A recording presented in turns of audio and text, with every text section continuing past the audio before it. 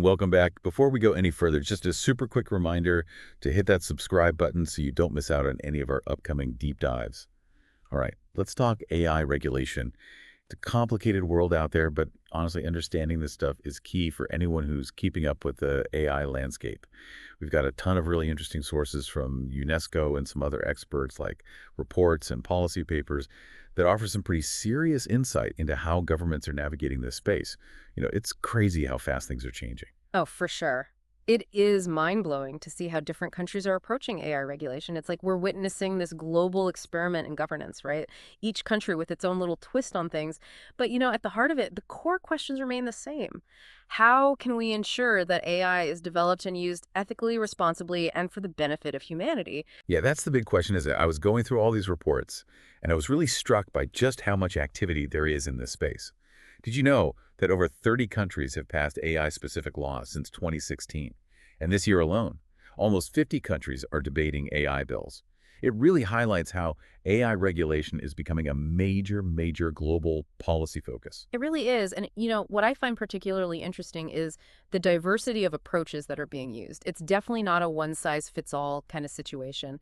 We're seeing everything from setting ethical guidelines, almost like a golden rule framework for how to develop AI, to creating these things called regulatory sandboxes. We're also seeing countries adapt existing laws to try to fit the unique challenges that AI brings up. Hold on, regulatory sandboxes. That Yeah. sounds kind of fun. But I'm guessing it's a lot more serious than just a playground for AI, right? Yeah, you're right. It's a lot more than just fun and games. Think of them more like controlled environments, places where developers can test out their new AI systems with a little bit more freedom, but still under the watchful eye of regulators. It's all about finding that sweet spot between innovation and oversight. A really good example is the UK's Financial Conduct Authority's regulatory sandbox.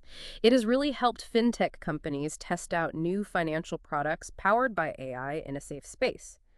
This has led to advancements in things like personalized financial advice and fraud detection, but at the same time, the regulators are able to understand the potential risks that come with these new technologies.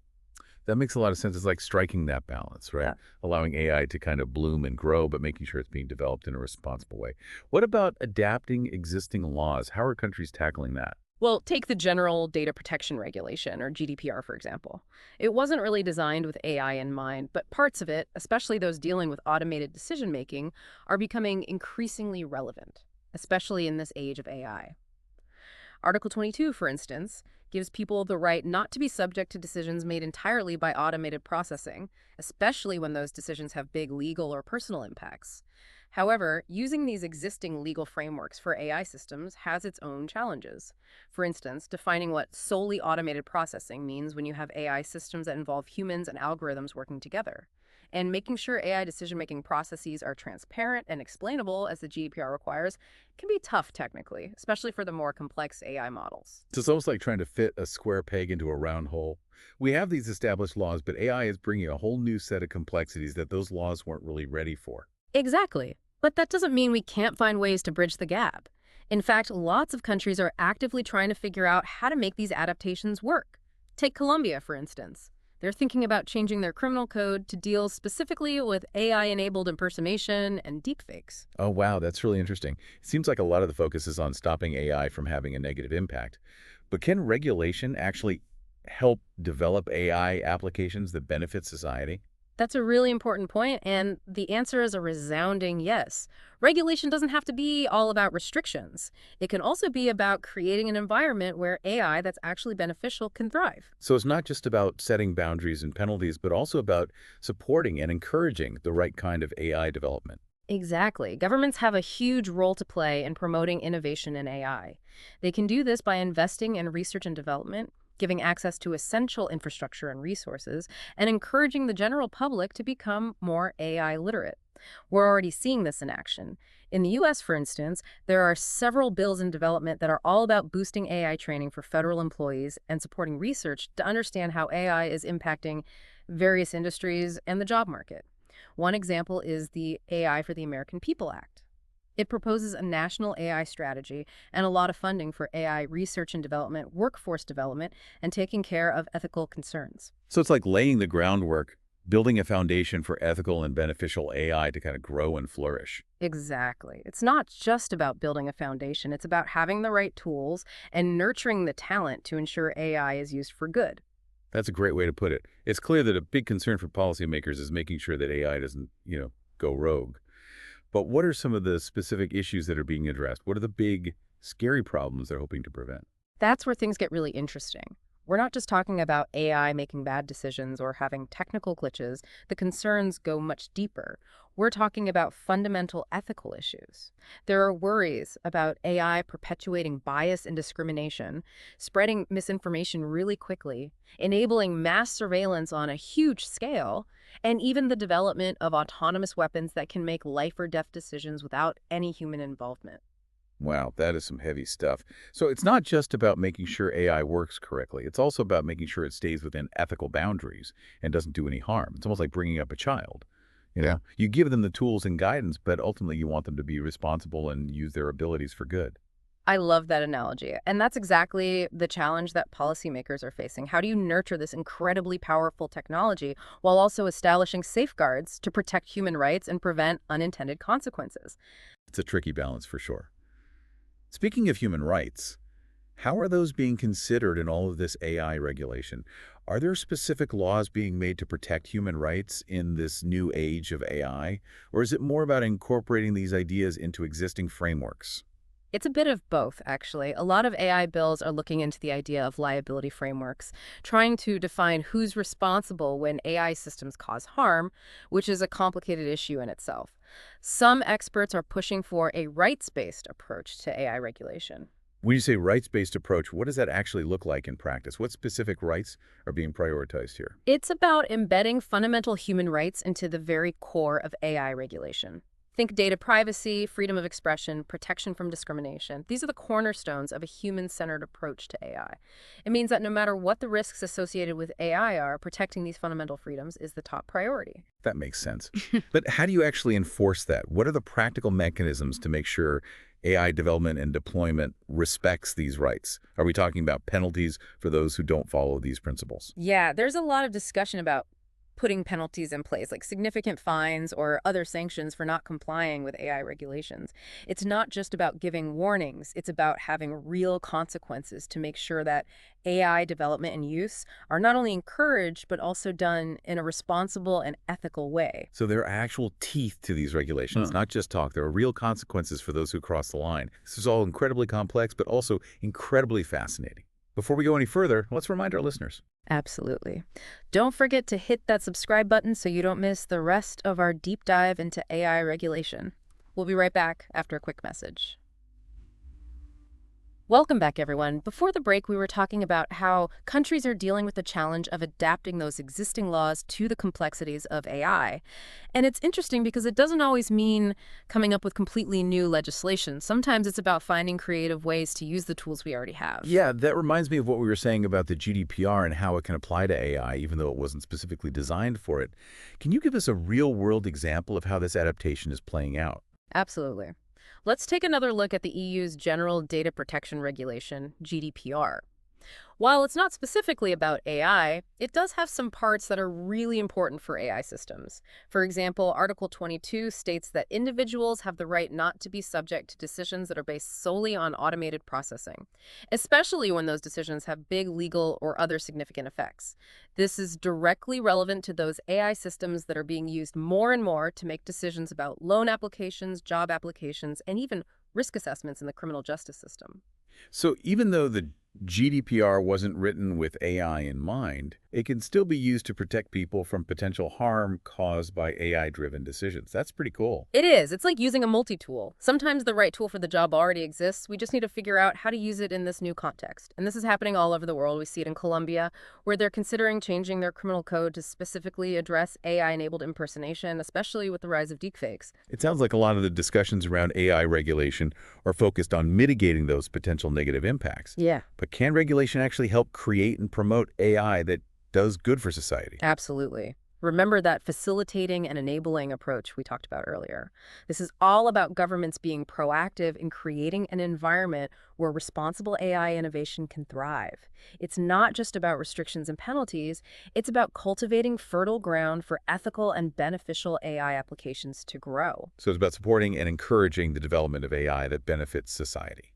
What would that look like in practice? Imagine governments investing in research and development, giving access to crucial infrastructure and resources like computing power and data sets, even promoting AI literacy among the general public so people can effectively navigate this new technological landscape. We're already seeing this happening. The United States, for example, is considering several bills that aim to boost AI training for federal employees.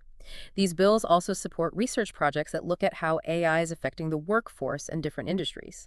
One example is the AI for the American People Act. It proposes a national AI strategy and significant funding for AI research and development, workforce development, and addressing ethical concerns. So it's not just about saying don't do this, don't do that. It's about actively promoting the development of AI solutions that can help solve societal problems, improve our lives, and make the world a better place. Precisely. It's recognizing that AI, when developed and deployed responsibly, has a huge potential to do good. And governments have a really important role to play in encouraging that positive development. We've talked about adapting existing laws and creating supportive environments, but what about situations where we need completely new rules, specifically designed for AI? Are there approaches out there that address this need for novel regulatory frameworks? That's where the principle of transparency and access to information comes in. It's about making sure that the inner workings of AI systems, especially those used by governments and big companies, are open to scrutiny. It's about shedding light on the often opaque world of AI and ensuring accountability. So no more AI black boxes. We get to see behind the curtain and understand how these systems are making decisions that affect our lives. Exactly. Transparency is more than just satisfying curiosity. It's about building trust in AI systems. When we understand how an AI system reaches its conclusions, we can spot potential biases, assess its reliability, and hold the people who created and use these systems accountable. Okay, so what kind of information are we talking about here?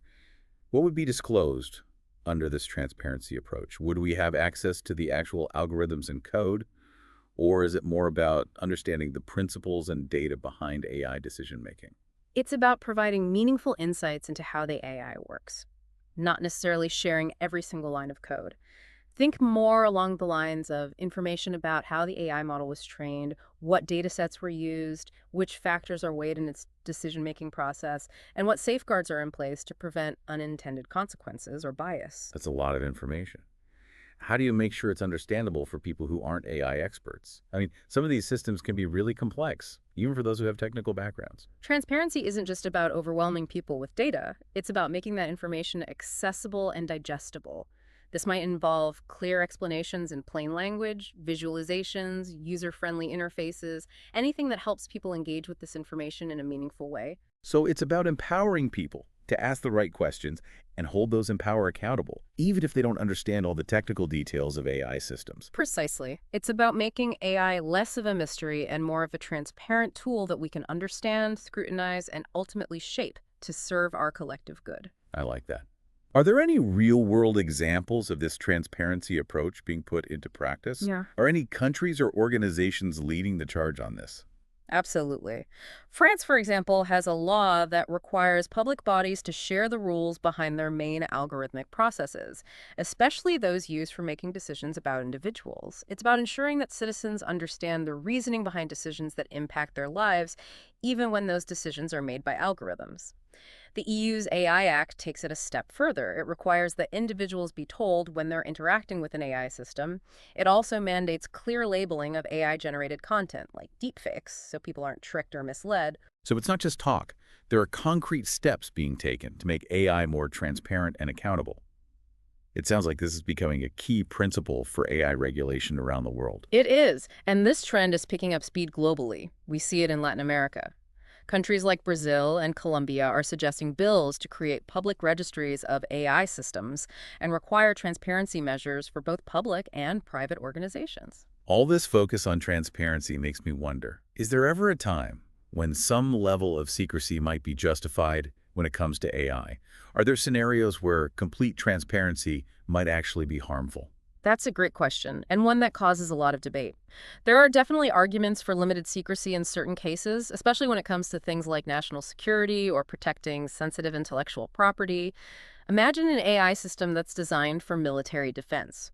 Revealing details about how its algorithms work could put national security at risk and give enemies an advantage. That makes sense.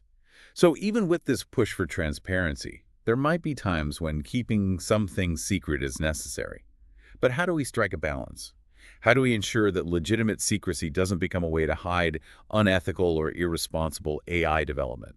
That's the challenge, isn't it? Finding that middle ground between promoting transparency and protecting what needs to be protected, even when some secrecy is justified. We need checks and balances. We need oversight mechanisms to make sure secrecy isn't being abused or used to cover up harmful practices. It seems like with AI, it's always this balancing act between encouraging innovation and making sure people are protected from potential harm. How are regulators dealing with this tension? What approaches are they considering to find that balance? It's a constant juggling act. The answer often lies in a risk-based approach to regulating AI. Risk-based, so you're saying the level of regulatory scrutiny should match the level of risk associated with a specific AI application. Exactly. It's about recognizing that not all AI systems are created equal when it comes to risk. Some applications, like those used in medical diagnosis or self-driving cars, have a much higher potential for harm than, say, an AI that recommends movies or curates your social media feed. That makes sense. But how do regulators decide what those risk levels are? Is it subjective, or are there more objective ways to assess the potential risks of an AI system? They're developing frameworks and methods to assess AI risks in a more systematic and objective way. These frameworks consider factors like how serious the potential harm could be, how likely that harm is to occur, how the AI system is intended to be used, and how vulnerable the people or groups affected by it are. So it's not just a knee-jerk reaction to regulate all things AI out of fear. It's about understanding the nuances, the specific risks and benefits of different applications, and tailoring regulations accordingly. You got it. A great example of this risk-based approach is the EU's AI Act. It categorizes AI systems into different risk levels, from minimal risk to unacceptable risk, and the regulations change depending on the risk level. Unacceptable risk. That sounds pretty serious. What kind of AI systems would fall into that category? What happens to them under the AI Act? These are AI systems that are considered so risky that they're completely banned. The AI Act, for example, bans using real-time facial recognition for law enforcement in public places unless very specific and strict conditions are met. The Act also prohibits AI systems that manipulate people's behavior to harm them or take advantage of vulnerable groups like children. So no AI-powered surveillance states or manipulative algorithms designed to exploit people's weaknesses. That's good to hear. But what about AI systems that are classified as high risk? The ones that aren't banned but still raise concerns. How are those regulated under the AI Act? The AI Act has a whole bunch of requirements for high-risk AI systems. These include things like thorough risk assessments throughout the AI's entire life cycle, strong data governance frameworks to ensure data quality and fairness, detailed documentation of the AI system's design and how it works, and ways to make sure humans are overseeing things so that important decisions aren't left entirely up to algorithms. So they're trying to cover all the bases to make sure even high-risk AI systems are developed and used in a responsible and ethical way. Are other countries looking at the EU's AI Act as a model for their own regulations? Absolutely. The EU's AI Act is considered groundbreaking in AI regulation, and many countries are taking inspiration from it. We see this a lot in Latin America, where several countries are thinking about adding elements of this risk-based approach into their own AI regulations. So it's like a global race to find the best ways to regulate AI, with everyone learning from each other's wins and losses. Is there a sense of international collaboration happening in this space? Definitely. There's this growing understanding that AI is a global phenomenon. To regulate it effectively, we need to work together internationally. AI doesn't care about borders. And AI systems made in one country can affect the whole world. That's true. We've covered a lot of ground here. We've talked about adapting old laws, creating new ones, supporting AI for good, and minimizing the risks. It's a lot to process, but it's clear that AI regulation is constantly changing to keep up with how fast technology is advancing. But there's one really important question we haven't touched on yet. You're talking about liability, right? The question of who's responsible when AI systems go wrong and cause harm. Exactly. If an AI system makes a bad decision, one that leads to real consequences, who takes the blame? Is it the people who built the system, the companies that use it, the people who interact with it, or maybe even the government that allowed it to be used in the first place? It's a really tough question, and one that we need to look at if we want to truly understand AI regulation. You're absolutely right. Figuring out liability in this age of AI is one of the most challenging and crucial aspects of this whole discussion, and it's something we'll dive into in the final part of our deep dive into AI regulation. So stick around because we're about to explore the legal labyrinth of AI liability. Welcome back to the show, everyone. So we're here for the final part of our deep dive into AI regulation. And we're tackling the really tough question of who's responsible when AI systems, go wrong and cause harm. It feels like stepping into a legal maze with no way out. Oh, it definitely is a complicated area. AI systems can learn and change based on huge amounts of data. So sometimes they do things even their creators didn't expect. And figuring out who's to blame for a specific outcome can be really, really difficult. It's like a detective trying to solve a case where the culprit is this shadowy algorithm. Like if my AI financial advisor tells me to make an investment and it totally tanks, who do I hold accountable? The AI itself, the company that designed it, the data scientists who trained it, maybe even the regulators who allowed this AI advisor to operate in the first place. Those are exactly the kinds of questions lawmakers are wrestling with, and honestly, there isn't always a clear answer. You see, those traditional legal frameworks were made for a world where cause and effect were a lot more straightforward. They don't always work so well in this new world of intelligent systems. So it sounds like we need fresh legal perspectives, entirely new ways of thinking about liability when it comes to AI. Absolutely. The goal is to create legal frameworks that can fairly and effectively figure out who's responsible for AI-related harm. It's not just about preventing bad AI development, it's also about making sure that when things do go wrong, that there's a clear path for people to seek justice and compensation. It sounds like a legal puzzle with tons of moving parts. Are there any solid approaches being considered to address this liability issue? There are a few promising avenues being explored. One approach is focusing on human oversight. The idea is that even when an AI makes a decision, there should always be a human involved. Someone who can understand the AI's reasoning, step in if needed, and ultimately be held accountable for what happens. So like an AI supervisor, someone who makes sure the system is behaving ethically and responsibly. I can see how that adds a layer of accountability. But what happens when an AI system causes harm, even with a human watching over it?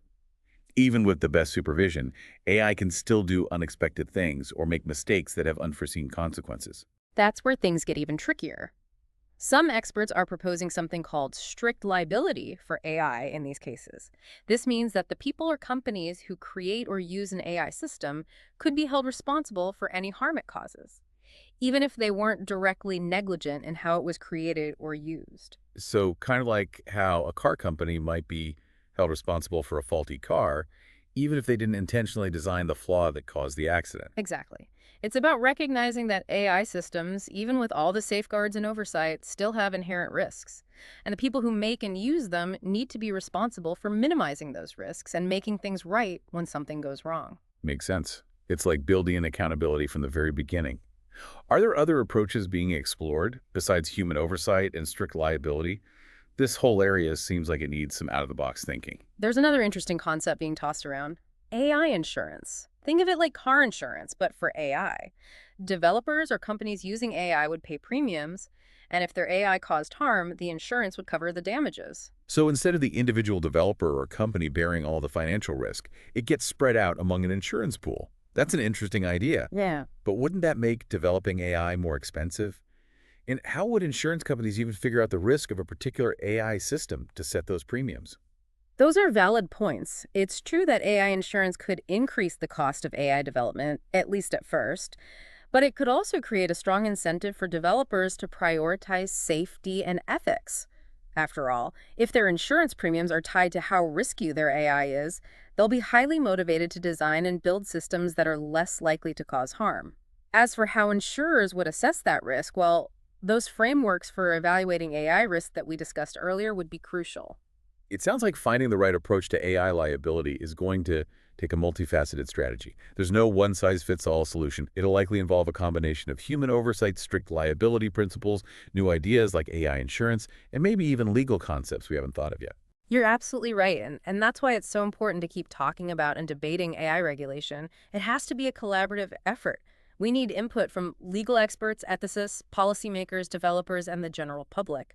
Everyone needs to be involved in shaping the future of AI liability. We need to find a way to balance innovation with responsibility and protection. And that's exactly what we've tried to do today, to give our listeners a look into this complex world of AI regulation, from setting ethical guidelines and encouraging beneficial AI to minimizing risks and figuring out who's responsible when things go wrong. AI regulation is shaping the future of this game-changing technology. And it's so important to remember that AI is a tool at the end of the day. Just like any powerful tool, it can be used for good or for bad. Regulation is all about making sure we use the amazing potential of AI for the benefit of humanity, while also protecting ourselves from its potential downsides. It's a constant balancing act, for Right. sure. One that will require ongoing attention and adaptation as AI keeps evolving at this incredible pace. As we wrap up this deep dive, I want to leave our listeners with one final thought. We've talked a lot about the role of governments and corporations in regulating AI, but each of us, as individuals, has a role to play too. As users and consumers of AI, the choices we make, the questions we ask, and the awareness we bring to how we interact with AI systems, all of that contributes to how AI develops ethically. That's a great point. It reminds us that AI isn't just some abstract concept out there. It's something we're all shaping through our choices and actions. It's a collective responsibility, one that requires us to stay informed, engaged, and willing to ask tough questions about the role we want AI to play in our lives and in society as a whole. Exactly. And that's a conversation that deserves its own deep dive. Absolutely. Well, a huge thank you to everyone for joining us on this deep dive into the world of AI regulation. We hope you found it informative and thought-provoking. We'll be back next time with another interesting topic, ready to break it all down for you. Until then, stay curious and keep those questions coming. As always, thanks for listening.